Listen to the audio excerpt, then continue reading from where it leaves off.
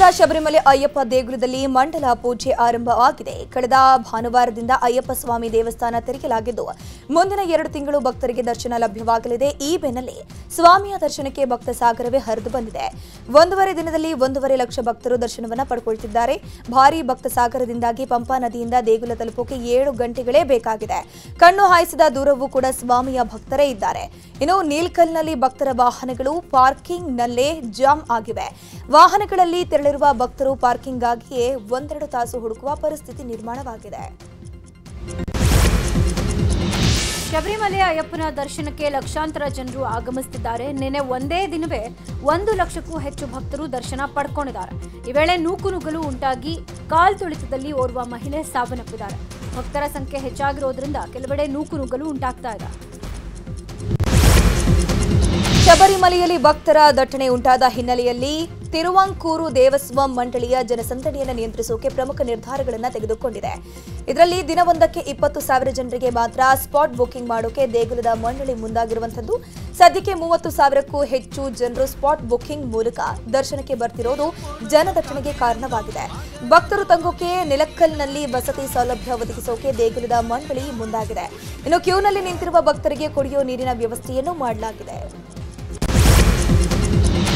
ಅಯ್ಯಪ್ಪ ಭಕ್ತರ ನಿಯಂತ್ರಣವೇ ಕೇರಳ ಸರ್ಕಾರಕ್ಕೆ ದೊಡ್ಡ ತಲೆನೋವಾಗಿದೆ. ಹೀಗಾಗಿ ಕೇಂದ್ರ ಸರ್ಕಾರಕ್ಕೆ ಹೆಚ್ಚಿನ ಪಡೆ ರವಾನಿಸುತ್ತೆ ಕೇರಳ ಸರ್ಕಾರ ಮನವಿ ಮಾಡಿದೆ. ಅದರಂತೆ ಶಬರಿಮಲೆಗೆ ರಾಷ್ಟ್ರೀಯ ವಿಪತ್ತು ನಿರ್ವಹಣಾ ಪಡೆ ಮೊದಲ ತಂಡ ಸನ್ನಿಧಾನಕ್ಕೆ ಆಗಮಿಸಿದೆ. ತ್ರಿಶೂರ್ನಿಂದ ಮೊದಲ NDRF ತಂಡ ಶಬರಿಮಲೆಗೆ ಆಗಮಿಸಿದೆ.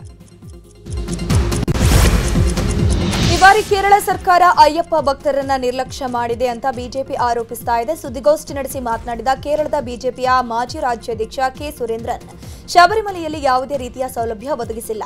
ಕುಡಿಯುವ ನೀರಿನ ಸೌಲಭ್ಯವನ್ನು ಭಕ್ತರಿಗೆ ಸರ್ಕಾರ ನೀಡಿಲ್ಲ. ಶಬರಿಮಲೆ ವಿಚಾರದಲ್ಲಿ ಪಿಣರಾಯಿ ನೇತೃತ್ವದ ಸರ್ಕಾರ ದಿವ್ಯ ನಿರ್ಲಕ್ಷ್ಯ ವಹಿಸಿದೆ. ಮಾನವ ಹಕ್ಕುಗಳ ಸ್ಪಷ್ಟ ಉಲ್ಲಂಘನೆಯಾಗಿದೆ ಅಂತ ಅವರು ಆರೋಪವನ್ನು ಮಾಡಿದರು. ಶಬರಿಮಲೆ ಅಯ್ಯಪ್ಪ ಭಕ್ತರಿಗೆ ಕೇರಳದಲ್ಲಿ ಹೊಸ ಸಂಕಷ್ಟ ಶುರುವಾಗಿದೆ. ಕೇರಳದಲ್ಲಿ ಮೆದುಳು ತಿನ್ನುವ ಅಮೀಬಾ ರೋಗದ ಹಾವಳಿ ಜೋರಾಗಿದೆ. ಮೆದುಳು ತಿನ್ನೋ ನೆಗ್ಲೇರಿಯಾ ಪೌಲೇರಿ ಅನ್ನುವ ಅಮೀಬಾ ವೈರಸ್ ಆತಂಕ ಹೆಚ್ಚಿಸಿದೆ. ಪಂಪಾ ನದಿಯಲ್ಲಿ ಸ್ನಾನ ಮಾಡುವಾಗ ಮೂಗು ಬಾಯಿಗೆ ನೀರು ಹೋಗದಂತೆ ಎಚ್ಚರ ವಹಿಸಿ ಬಿಸಿ ನೀರನ್ನೇ ಸೇವಿಸೋಕೆ ಕೇರಳ ಸರ್ಕಾರ ಸಲಹೆಯನ್ನ ಕೊಟ್ಟಿದೆ. ಪಂದಳಂ, ಅಡೂರು, ಪತ್ತನಂತಿಟ್ಟ ಮತ್ತು ವಡಸೇರಿಕರದಲ್ಲಿ ವಿಶೇಷ ಔಷಧಾಲಯಗಳ ಸ್ಥಾಪನೆಯನ್ನ ಮಾಡಲಾಗಿದೆ.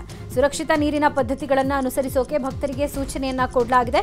ಪಂಪಾದಿಂದ ಶಬರಿಮಲೆಗೆ ತೆರಳುವವರು ಉಸಿರಾಟ, ಹೃದಯ ಸಂಬಂಧಿ ಸಮಸ್ಯೆ ಇದ್ರೆ ಆರೋಗ್ಯ ತಪಾಸಣೆಯನ್ನ ಮಾಡಿಸಿಕೊಳ್ಳಬೇಕು ಅಂತ ಸಲಹೆ ಕೊಡಲಾಗಿದೆ. ಶಬರಿಮಲೆಯಲ್ಲಿ ವೈರಸ್ ಭೀತಿ ಹಿನ್ನೆಲೆ ರಾಜ್ಯ ಆರೋಗ್ಯ ಇಲಾಖೆಯು ಎಚ್ಚೆತ್ತಿದೆ. ರಾಜ್ಯದ ಶಬರಿಮಲೆ ಯಾತ್ರಿಕರಿಗೆ ರಾಜ್ಯ ಆರೋಗ್ಯ ಇಲಾಖೆ ಸಲಹಾ ಮಾರ್ಗಸೂಚಿಯನ್ನು ಪ್ರಕಟಿಸಿದೆ. ಯಾತ್ರೆ ವೇಳೆ ನಿಂತ ನೀರಲ್ಲಿ ಸ್ನಾನ ಮಾಡುವಾಗ ನೀರು ಮೂಗನ್ನ ಪ್ರವೇಶಿಸದಂತೆ ಎಚ್ಚರಿಕೆ ವಹಿಸಿ ಅಂತ ಸೂಚನೆ ಕೊಟ್ಟಿರುವಂಥದ್ದು. ಜ್ವರ, ತಲೆನೋವು, ವಾಂತಿ, ಕುತ್ತಿಗೆ ಬಿಗಿತ ಕಂಡು ಬಂದರೆ ವೈದ್ಯರನ್ನು ಸಂಪರ್ಕಿಸೋಕೆ ಸೂಚನೆ ನೀಡಲಾಗಿದೆ. ರಾಜ್ಯದ ನಾನಾ ಮೂಲೆಗಳಿಂದ ಶಬರಿಮಲೆಗೆ ಭಕ್ತರು ಪ್ರಯಾಣ ಬೆಳೆಸುತ್ತಿದ್ದಾರೆ.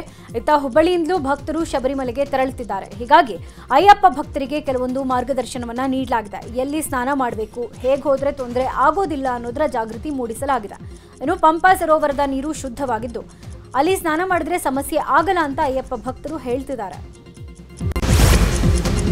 ಮೈಸೂರಿನಿಂದಲೂ ಹಲವು ಭಕ್ತರು ಶಬರಿಮಲೆ ಪ್ರವಾಸವನ್ನ ಕೈಗೊಂಡಿದ್ದಾರೆ. ಈ ಬಗ್ಗೆ ಮಾತನಾಡಿದ ಅಯ್ಯಪ್ಪ ಮಾಲಾಧಾರಿಗಳು, ಅಮೀಬಾ ಕಾಯಿಲೆ ಬಗ್ಗೆ ನಮಗೆ ಗೊತ್ತು, ಮಾರ್ಗಸೂಚಿ ನೋಡಿದ್ದೀವಿ, ಎಲ್ಲವನ್ನೂ ಪಾಲನೆ ಮಾಡ್ತೀವಿ ಅಂತ ಹೇಳಿದ್ರು.